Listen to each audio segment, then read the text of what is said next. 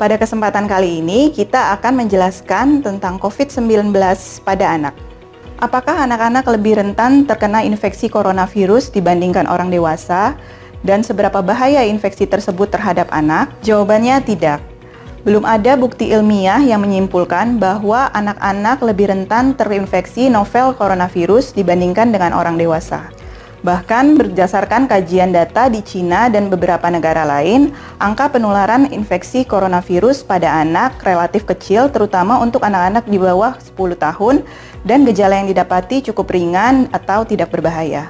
Apakah yang orang tua bisa lakukan untuk mencegah penularan coronavirus pada anak?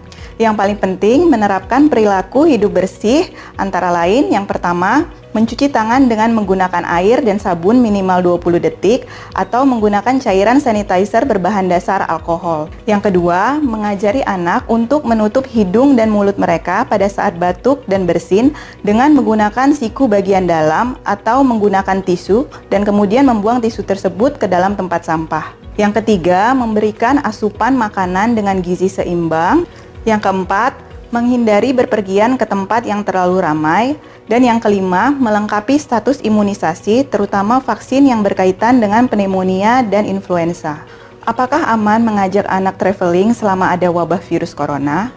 Rekomendasi dari Ikatan Dokter Anak Indonesia, jika tidak ada keperluan yang mendesak, hindari berpergian ke daerah-daerah atau ke negara yang insiden kasus virus coronanya cukup tinggi.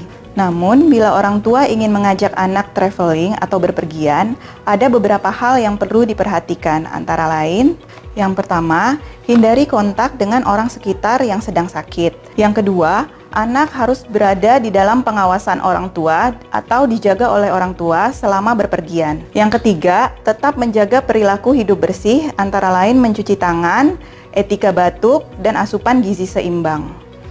Yang keempat, sebelum berpergian, berkonsultasilah kepada dokter spesialis anak untuk melakukan pemeriksaan kesehatan sebelum pergi, melengkapi obat-obatan yang mungkin dibutuhkan, dan melengkapi status imunisasi. Sekian pembahasan kali ini mengenai COVID-19 pada anak.